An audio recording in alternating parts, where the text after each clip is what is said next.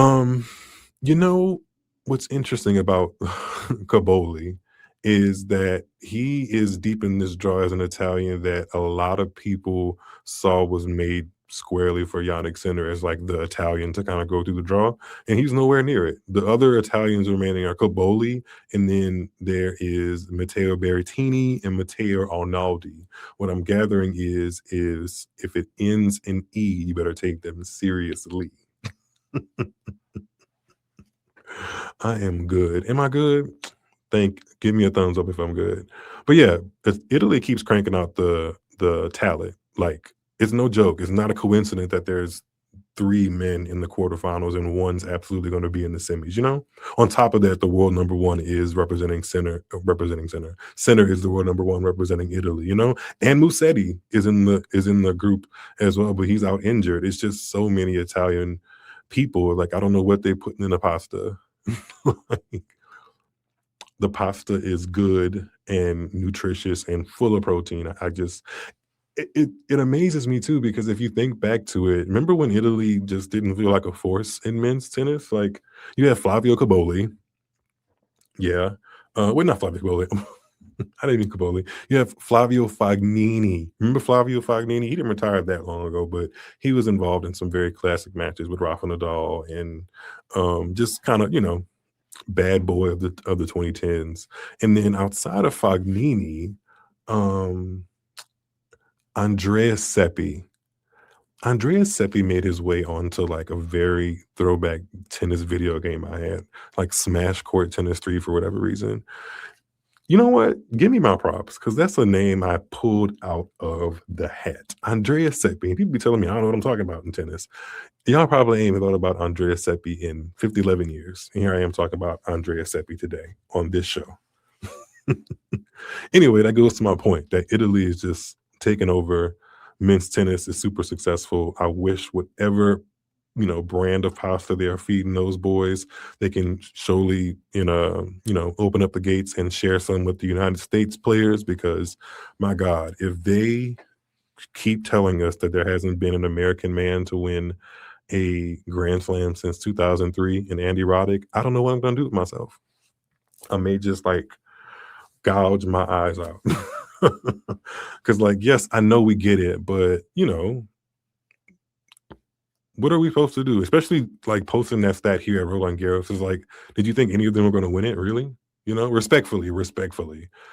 So, yeah. And then I saw that tweet about, like, oh, it's been 2003. Like, that's the hot gossip or the hot fact about men's tennis and where it is. And it's like there's still men in the top 10.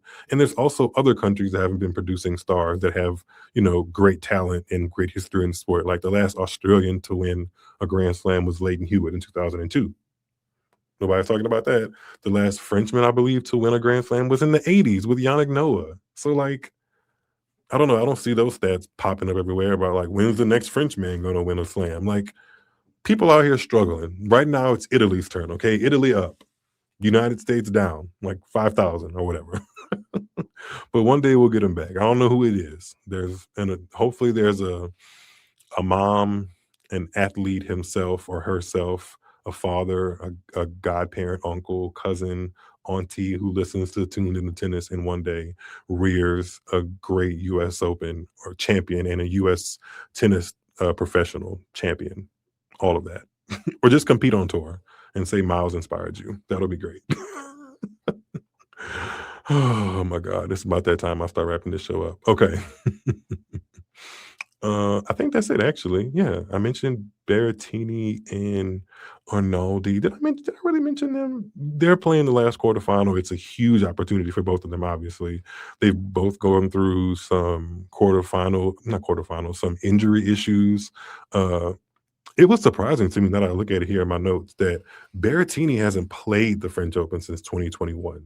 5 straight years he didn't even compete because of injury or illness. And here he is in the quarterfinal again after, the biggest height of his career being that 2021 Wimbledon final.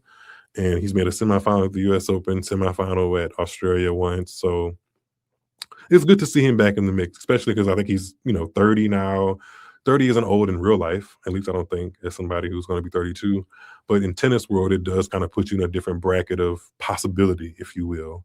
And for him to be kind of getting, these career milestones is good for him. And I still like the way he plays tennis. I mean, Matteo Berrettini is hot. Sorry, not gonna sugarcoat it. He's he's fun to watch. And then Arnaldi is fun to watch in his own way. He took out Francis Tiafoe in that fourth round to progress to the quarterfinals. He's so rangy. Like he's kind of like Spider-Man-y. Like when Arnaldi sees a ball, he goes after it and kind of gets there. He has long limbs, but he's not like the tallest either. Um, really rock solid backhand. Like his ground strokes are kind of just sharp, and his movement is smooth and solid. And he's kind of been MIA because of some injuries on his own. But if you like a retrieval kind of style, then Arnaldi's a good one. Not that he can't dictate, but Arnaldi kind of gets to everything and just is putting it back at you, like, "Hey, do it again," but in a kind of intriguing way, not too monotonous. At least in his match against Francis Tiafoe that I watched a good bit of, he can hang in there if you kind of give him some rhythm. So we'll see what happens. Either way, a Mateo will be in the semifinals of Roland Garros.